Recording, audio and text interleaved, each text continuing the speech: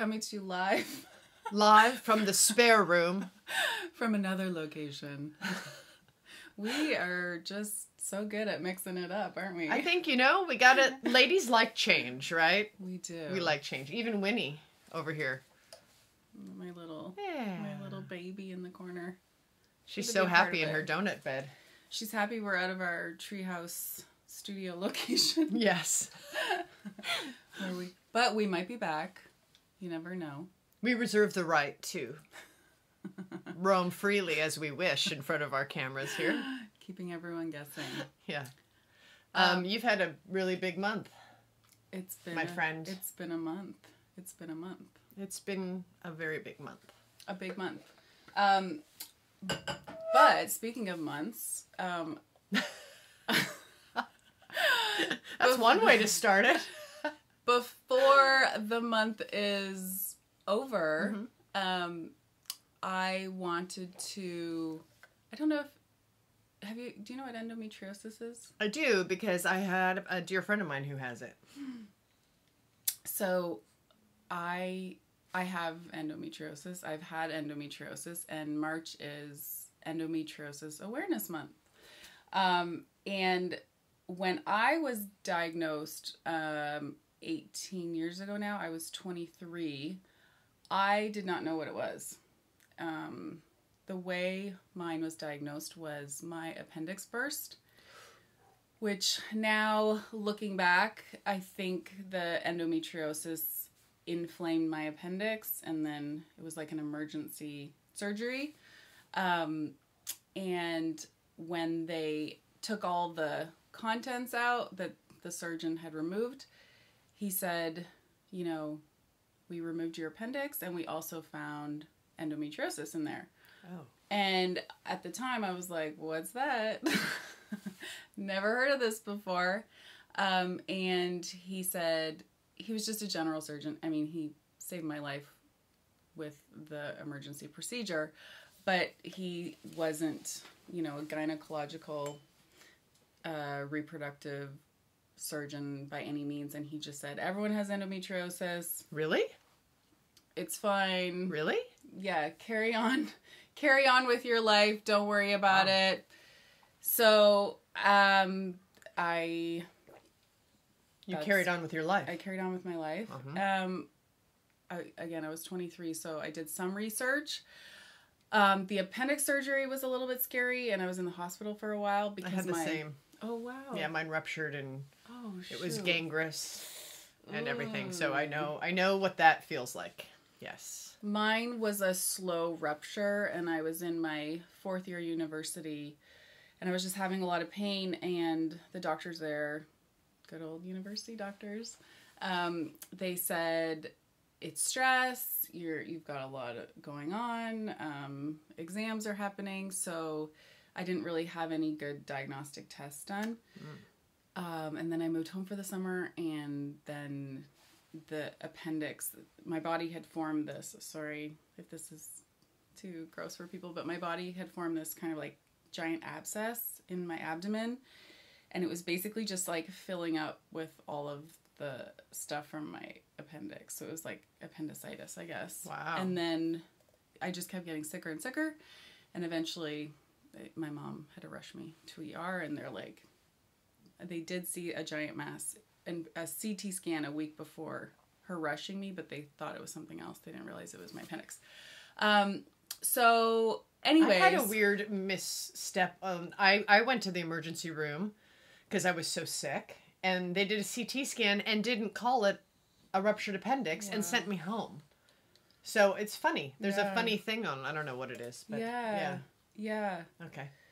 I think too, my pain was, I think appendix pain is always on the right. Yeah, your appendix is over here. And mine, I think I'd ruptured on the right, but then over time, because I had all of those toxins seeping into my system and my body had created this ball to hold everything, it was on the left. So all my pain was gravitating to that side. So they just, you know, I think mentally they have like a checklist. I didn't have centralized pain on my right either. Yeah. I had the whole area. I just felt wrong. I was vomiting. I'd been vomiting and just felt so bad I couldn't even stand up. And and was just weeping with like discomfort, but it was centralized. It wasn't on the right at all. So that's misleading. I think that's like not enough information about it, you know, when they tell you that or you hear that. Totally. Yeah. And mine, I feel like it was more on the left, which again, they were right away ruled it out as being appendix. But same thing, just started vomiting all the time, feeling nauseous. My mom always said, like, she was like, you were doubled over in pain, which that's a big indication. And then it just got to the point where I couldn't even swallow water. I couldn't eat. I couldn't swallow water. I lost like 30 pounds. I was this frail, you know, and then finally I had the surgery, which I was just like, get it out of me. So yes, I was diagnosed via all that with endometriosis. And another thing I discovered, sorry, this is just like another thing I discovered being in the hospital was I had a tube going in my nose that was sucking everything out of my stomach just to heal.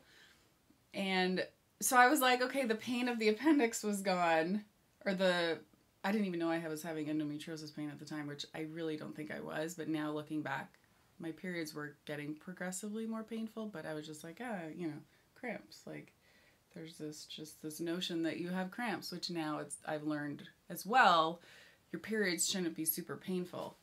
But anyways, having the tube in my stomach, that's how I realized I couldn't have gluten, because then I wasn't having any food that week. And then this like stomach pain I always get from eating gluten was gone. Oh, wow. Yeah. So it was this huge, like, that's a lot going on. It was a lot. That's a lot. Big self-discovery time, health discovery. But because the doctor, you know, he's like, oh, you're fine. And I almost died. It was a very serious procedure. I was like, life's too short. I'm going to move to Europe and go to school. So I did. And while I was there, that surgery, because it was just like, get all the stuff out, what ended up happening was there was a lot of scar tissue, and everything kind of like healed together. Sorry. I should. No, I'll have to put a it made me. disclaimer. No. It's empathy of the discomfort of like, oh shit, it's such a problem. It's such a It made me think about my 2 C-sections and my appendicitis and like what else is going on, like that you don't know inside your gut. Wow. Okay, and you're in Europe. I was living in London, trying to live my life's too short lifestyle, but started having a lot of pain again. Was doing research about the endometriosis, but in the meantime, I still had all this scar tissue, and my uterus had healed to my bowels, and there was still some contents that he didn't get completely. Oh my God. So I was back in the hospital in London. I got through most of the year, and then I was back in the hospital, and the doctor just said, like, we're going to have to go in there and laser everything apart and get out all the stuff that was left that's causing you a great deal of pain. But I also did start having more painful periods, and then this endometriosis, which was what is endometriosis, started rearing its ugly head, and my periods did become very painful. So I came back, I flew back to Canada. I scheduled a surgery in Toronto with a specialist, and he went in and kind of, you know, separated everything again and took out the scar tissue. And while he was in there, you know, after I woke up from the surgery, he said, it was just, there was a lot happening again, and your right ovary, I'm pretty sure it was my right. I feel like it was, I should know which ovary I have left, but my right ovary was just this giant mass of like a blood clot, I think. So he ended up taking out my right ovary. Wow. So I woke up with one less ovary, but he said he got all of the other stuff that was left. That was, the first surgery was 2004, the other one was 2005. But I still had this like, I gotta live my life, you know? Yeah. I can't let this like slow me down. And I felt like I was just getting started after finishing school. So after that, that's when, as we talked about in the first episode, I moved to San Francisco, started working. My periods were progressively getting worse. And by this time, I had done a lot of research about endometriosis. I haven't even correctly described what it is. So basically, endometriosis is, so every month when we go through our menstrual cycle, it's the shedding of the lining of your uterus. So your uterus throughout the month is building up the lining so that, you know, if there is a pregnancy and the ovary is embedding, or not the ovary, the egg is embedding itself into the lining, that thickens so that the baby can grow. What endometriosis is that lining that is in the lining of the uterus is in other spots of your body, basically. Wow. So it's outside of the uterus. Oh, wow. So doctor's rating of what stage of endometriosis you have is how many lesions you have, and I had the highest amount. They were all around my uterus, but also all around my bowels. Oh, wow. So when you think of what actually happens with that lining each month when you're quote unquote healthy, that was happening to me outside of my uterus. So I was basically bleeding internally. Wow. That's what happens. And for me, the cells that were around my bowels, that was creating the most pain. So anyways, that's what it is. Backing up. Mm-hmm. So that doctor in Toronto told me, you're probably not going to have children. And then when he removed the ovary, he's like, you have one ovary and you have stage 4 endometriosis, which is every month is creating all this inflammation and scar tissue, just in and of itself, outside of the appendix stuff. So I was like, okay, I'm 25 then, single, again, just kind of getting my adult life kicked off. Yeah. And it was just a lot. Like, it was a lot to be told right out of the gate of, like, you know, heading out into the world. And I just thought, you know what, I need to get on top of this. But I got a great job, and, you know, I was working a lot. And I thought, I just can't let this slow me down. So, you know, I consulted with my doctor, and he said, you have 2 options. There's medicine you can take that will trick your body into thinking you're in menopause, which will kind of keep everything dormant. And, you know, he was like an expert in this field. So I was like, okay, that doesn't sound great. I don't really want to go into menopause. And they're like, oh, it's just like an artificial menopause, you know, like it's not, you can go back to, you know, if you ever want to have children or whatever. Speaking it's of always disconcerting to, like, just think when they talk, you know, when your hormones, especially for women, we know how pervasive they are through our body and the effects they create. And it's funny sometimes when men, you know, talk about the female hormones, like, they just turn it off and then you just turn it back on. And it's like, well, actually it affects every single system of your body. And I don't know that it's that simple. Like, there's going to be collateral, not damage necessarily, but experience when you do that. Yes. Nothing is ever just the flip of a switch, No. as I've learned. Especially with hormones. But I'm like, I am still trying to take really good care of my body. And, you know, I had a lot of questions. Yeah, I bet you did. But I still always had faith in my body. And I think, yeah, you just have to know, this is talking to myself, not saying you, but me.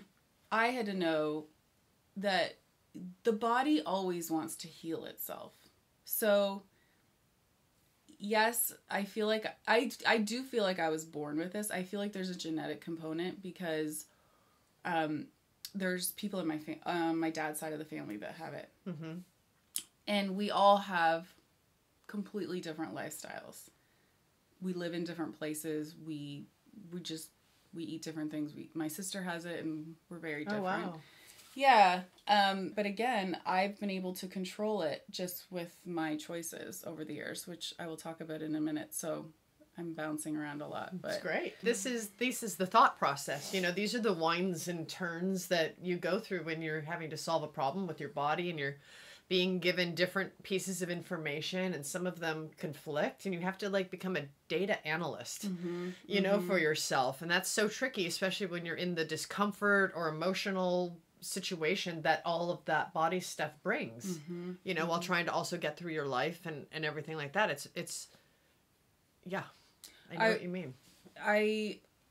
So I met my now husband in San Francisco, and I was like, oh, we were engaged, and I was like, you know, I still wanted to become a mom, but I still had this seed planted in my head that I might not be able to have kids. But I knew I needed to get off taking the pill continuously, because I'm like, there's no way I'm going to be able to get pregnant unless I kind of cleanse my body and get it to a state where I at least know what I'm working with to get pregnant.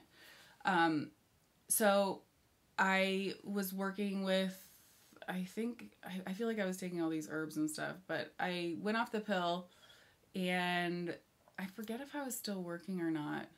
We moved here, which was great because there was just so many great doctors that had this, like, I will help you, but there's a lot of things you can be doing too. And again, more years of my own research. I just felt like I was equipped with more tools to be like, I think I can manage this on my own. And I play a part in how painful I want my periods to be every month. My mom will, you know, she'll say to me, she'll be like, because she's obviously been on this journey with me as well, but she'll be like, Heather, you know, when I have months that are super painful, she's like, you know what to do to reduce the pain. And I'm like, I do, Mom, but I also feel like there's this, I have to live in a little bit of a bubble. The months that I haven't had any pain, which I would say after going off the pill, however many years that's been, I feel like there was like a good chunk, like 3 months where I didn't have any pain. Oh. But I still have the endometriosis. Yeah. And I know all the things I need to do to be pain-free. And my mom's like, just do those things. And it's like, yes, I can, but it's like, I really am living in a bubble then. And it's sad to say, and you know, it's a combination of things, which I can quickly discuss. But, so we moved here, and then, yeah, I had more time to focus on it and focus on healing. So, you know, just more exercise, more, you know, making sure I wasn't taking in any, endocrine disruptors, which is like, you know, I don't use plastics, and like for storing food and stuff. And I make sure we have good, clean water. I'll do like infrared saunas for detoxing. I'll go get massages. I'll go to acupuncture. There's lots. Taking good vitamins, juicing. I basically just like layered on all the things I knew I could do to reduce the inflammation. And, the odd time I would have months where I wasn't in pain. But again, like stress, sometimes you can be doing all of exercising, eating well, and if you're stressed or if you're not sleeping, those are the fundamental rudiments, right? That then open the door for, I feel like if you're on the edge of a cliff, you know, like a house that's kind of unstable, but it's there, you know, but the wood is kind of like rotting a little, and it doesn't take much. And then you add like the wind picks up too much, or there's like these big things that just, you can stay the course. But if you don't get your sleep, you don't stay hydrated, you don't keep your nutritional stores up, and don't manage your stress well, all those things that might be genetic, that might be in the pending basket, go into the in basket, you know, and you can stave off or delay so many things, I think, by, you know, certainly, you know, people who drink too much. It actually depletes your vitamin stores. I don't know if people realize how much alcohol like sucks all your nutritional stores from your body. let alone drugs. And then no sleep, that's when your body heals. I mean, these are the basic things, but I think we take it for granted, or through generations, it's not taught to the next generation, like the basics of what you need to do to keep your body functioning well. They're so important. Yeah. Like our liver is the organ that, you know, detoxifies everything and also helps regulate your hormones. So if you're doing anything that's like constantly like slamming your liver, alcohol being one of the things, like I could be taking care of myself the best that I can to my ability, but then having the odd drink or having a glass of wine every night, or I think the odd drink isn't the thing, it's the daily. Yeah. Somewhere culturally in the last like 10 years, I've observed this strange influx of like the glass of wine every night for the mothers. And I was like, what is this like marketing campaign to infiltrate the women's stress? It's like the Valium of the 60s and 70s that they were like, and it's this very evil bill of goods, I think, that's being sold to people who are under stress and are vulnerable, you know, as women and mothers, and women in the workplace and trying to do work and motherhood, and you feel guilty either spot and that you're lacking in either position. And that brings stress. And so the glass of wine's got antioxidants. It's blah, blah, blah. And then it's like wine o'clock. And then you see it's like wine. And I'm like, so now we're depleting the most important species on the planet, which is women, by pushing the button of their stress instead of like how to enhance them to make them even bigger superheroes. And I don't want women to fall for that, you know? I mean, the occasional glass of wine is great, but like one or two every single day because it seems fashionable and feels great and gets you through the night with your kids, which don't think it's not preaching to the choir of the stress. I know it, obviously, but it's just not, it'll suck you dry. And it almost makes, you know, then it affects your sleep and then you feel crappier the next day, and it also ages you a lot. Yeah. Separate even from health. Some people, they can't, like the health are like, I don't know, but if I look bad, you know, it really. So another myth, endometriosis myth, is that when you have children, it can go away because doctors will tell you, oh, you're basically like suppressing all your hormones for your entire pregnancy. So there could be a chance after you have your child that your body might heal and then you might not have it. So for me, I ended up getting pregnant naturally. So I have my one ovary and then I have one tube, and the tube was blocked from all the scar tissue from every month getting these like horrendous periods that are like I could not function. I could not function. It's awful. Like I remember, my husband probably remembers too, but I remember I would have months where it's not like you lay in bed because you're in so much pain. You can't even relax, you know? And it's like my stomach internally bleeds, my abdomen, and I get a huge distended stomach. And then what ends up happening is my body has to reabsorb all of that. Oh my goodness. All of that blood. Oh my God, that's so much work for your body to do. That's not part of the work it already has to do. So that's where all the scar tissue happens. And then I had the one tube that was blocked, obviously, because our tubes are like hair-like structures. Wow. But we found a doctor here that he was like, every other doctor's like, oh, we got to take all that out. You have to go straight to IVF. And we found a doctor here that was like, yeah, I might be able to open it up. But my trust with doctors at this point was, you know. Yeah, it was slim. So I was like, okay, sure, you're going to be able to open it up. I was like, I'm going to wake up from the surgery and everything's going to be taken out. But he did open it, and I got pregnant naturally with our daughter about a year later, which was a total surprise because he said, every month you don't get pregnant, that's just more scar tissue. So she's a total miracle baby.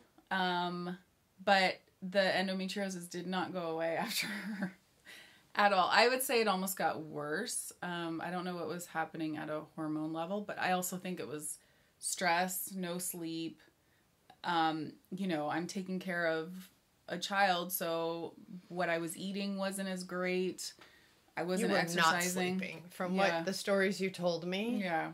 And the endometriosis. So then it's like, I have a baby. Even I remember the days of toddler life where they require so much of your attention and care. And I remember I would be in a ball of pain on the floor. So one thing I do use, the pain radiates through my back. So I have like a really stiff foam roller, and I would just like, she'd be playing and I would just be like rolling into the foam roller.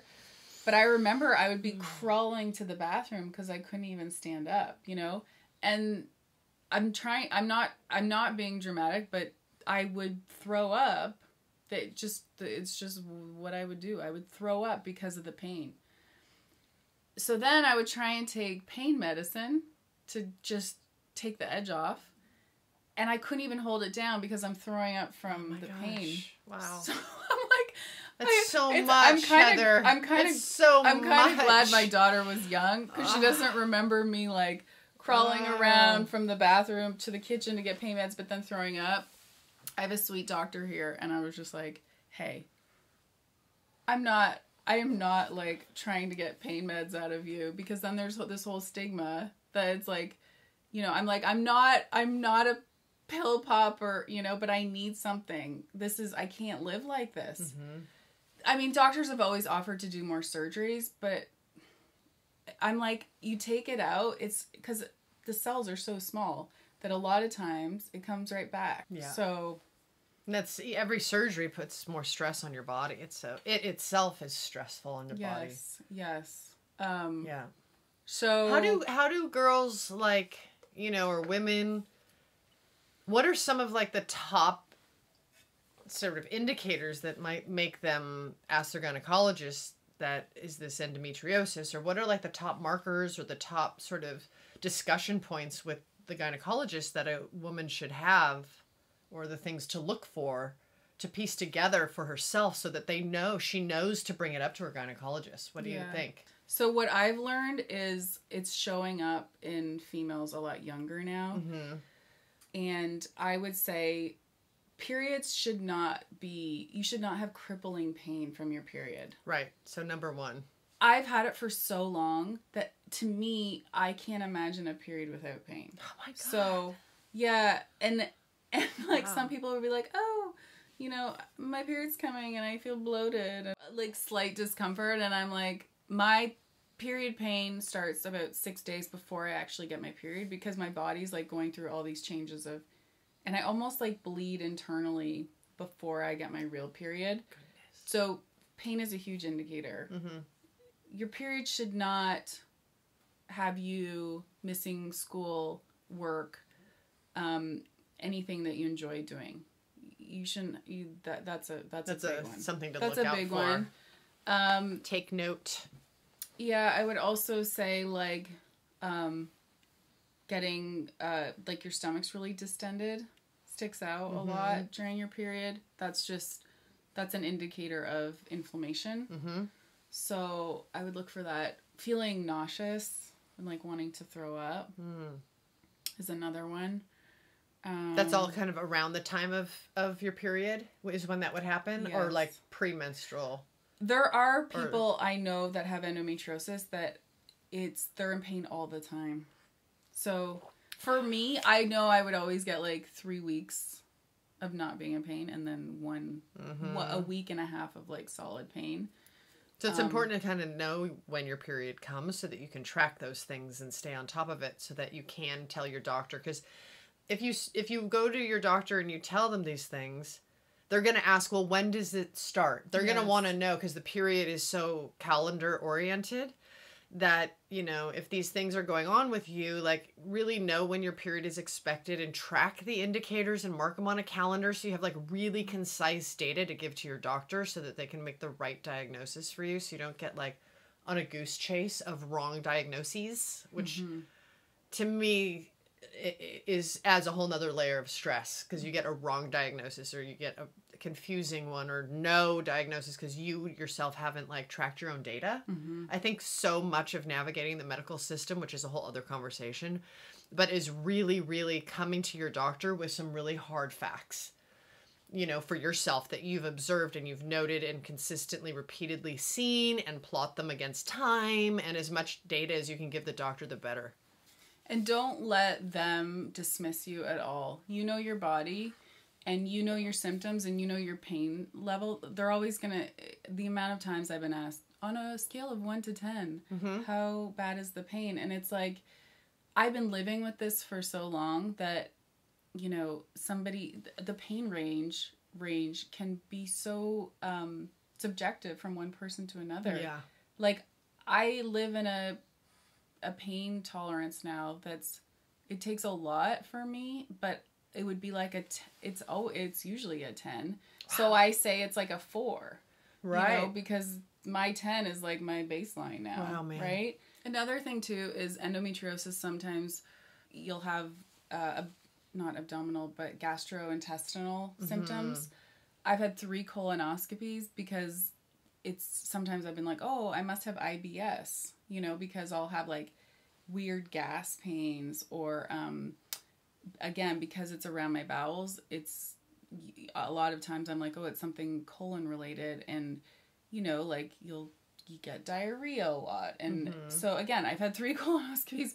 They're like, your colon's fine, because everything's so close together down there. Yes. That you know, it's good to get checked out to rule out if you might have IBS or Crohn's or colitis. But oftentimes, if you're having painful periods too, it's endometriosis. So, right. Yeah, I feel like it's a lot, and I feel like I've only scratched the surface. But some other tips that I can share, which I would love to share more, are just reducing anything that is throwing gas on the fire if you're not taking any. I mean, it's always good to treat your body well, even if you are taking birth control pills or any of that stuff.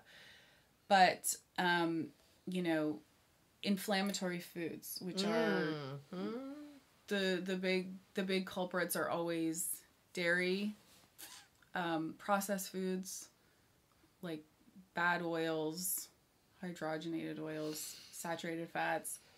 Eggs are a big one. I've learned for myself, when I don't eat eggs, it's reduces my pain level. Also, if I reduce my meat consumption, that's another one. I feel better if I just don't eat meat. If I'm taking good vitamins, a good thing to do is to get your vitamins just checked and see what you might be deficient in. Through a blood test? Yeah. Yeah, you can just do a regular blood test, but a lot of times, people that have endometriosis, there's a lot of B vitamin deficiencies. So sometimes just like beefing up your beef. There's a little addendum to the B complex of it all, on B complex. If you take too much, your liver won't use it anymore. I had a chiropractor because I had to do like a whole program on my B complex because I was taking too much. Oh, wow. So as with anything, you know, too much of anything, even a good thing, can be too much. So that's just something don't like. Anyway. Vitamin D too. Vitamin D is great for you, but again, if you take too much, it's just not good for you. And obviously, I am not a doctor. I am not an endometriosis professional. I've just lived with it for a long time. So, and again, our bodies are all different. So you can do your own research of what causes inflammation, and again, and then, you know, it's always the small steps, right? Just start slow. Just start with one thing that you can face making a change on, and just make an adjustment and get used to that. And then you can take another thing off the shelf and make the next adjustment. I feel like that approach is like the steadiest to a good win, instead of trying to do it all at the same time. And, you know, that gets overwhelming. Sometimes people try to it's like the New Year's resolution. You try to like clear the whole shelf at once, and then you just have a loss, and then you pendulum swing the other way because you get bummed about it, and then you just start with one thing at a time and make it better. And in my journey, that's how that's how I did it, because that's the only way I knew how to do it, was I would get bits of information from different sources or different practitioners, and then I would incorporate it, and I'm like, oh, I feel better, and then I would kind of layer it on. But yeah, like, just look at your life and be like, I really could, you know, incorporate a walk every day, or I might add in an extra half hour of sleep every night, or just go to bed earlier, drinking more water, helping flush out the toxins in whatever way you can. But yeah, it's a simple steps. And again, I'm sure I will talk about this more, but